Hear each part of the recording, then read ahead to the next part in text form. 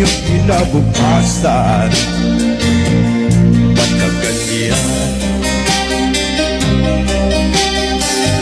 Di naman sila nagkulang, ibinigay ang iyong kailangan.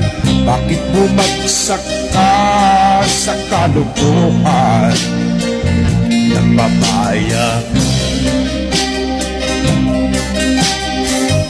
Lagi kang naglalasing, magulang mo'y di pinapansin. Nais naman ng nilay sa iyong kabutihan.